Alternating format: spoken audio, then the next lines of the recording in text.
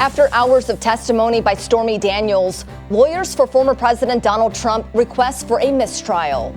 And a teenager is looking to make history on the soccer field. The Morning Rundown starts now. From the Straight Arrow News Studio, bringing the stories that matter to you from across the United States and around the world.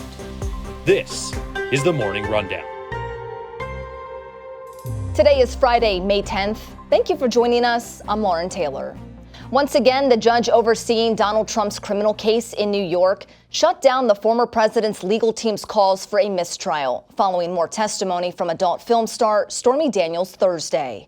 Trump's lawyers argued the prosecution's questioning of Daniels over her alleged affair with the former president was irrelevant to the case. The judge dismissed the motion, saying, "My concern is not just with protecting Ms. Daniels or a witness who has already testified. My concern is protecting the integrity of the proceedings as a whole." After 2 days on the stand and nearly 7 hours, Daniels concluded her testimony, where she went into great detail about an alleged sexual encounter with the former president in 2006. Trump has denied the encounter took place. Trump is charged with falsifying business records in connection to an alleged hush money payment his former lawyer Michael Cohen paid to Daniels before the 2016 presidential election. Trump has pleaded not guilty.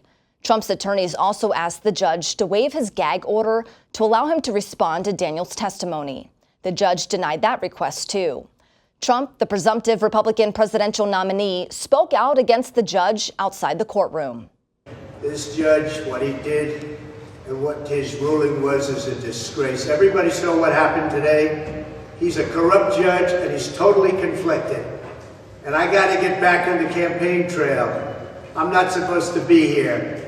We are so innocent. There's never been anything like it. The trial continues today. Ceasefire talks between Israel, Hamas, and mediators that have been going on for days in Egypt have ended, at least for now.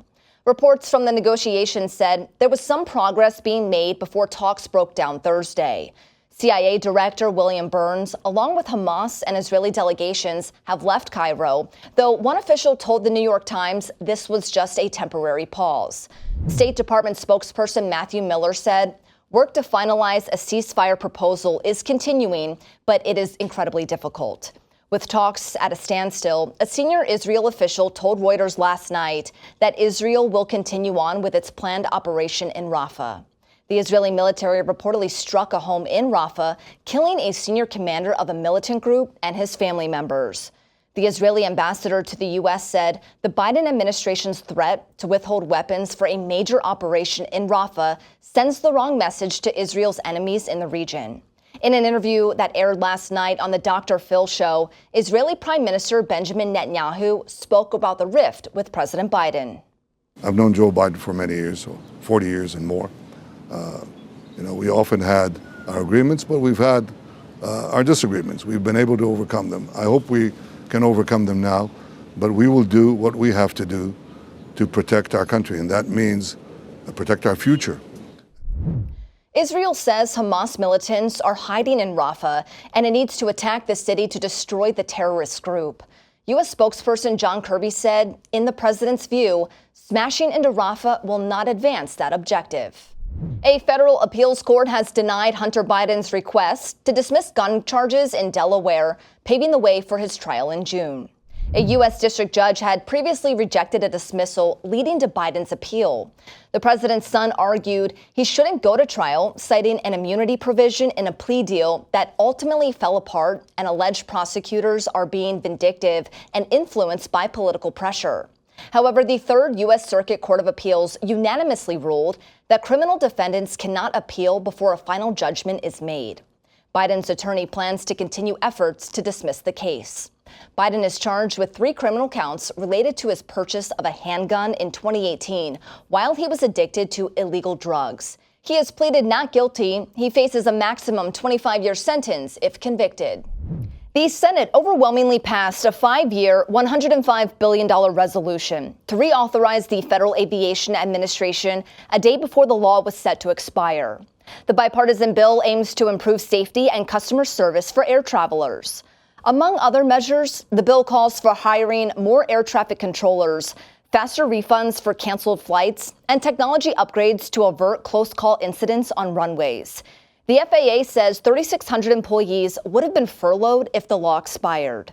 The Senate also passed a one-week extension for the law's expiration, with the House expected to vote on the reauthorization bill next week.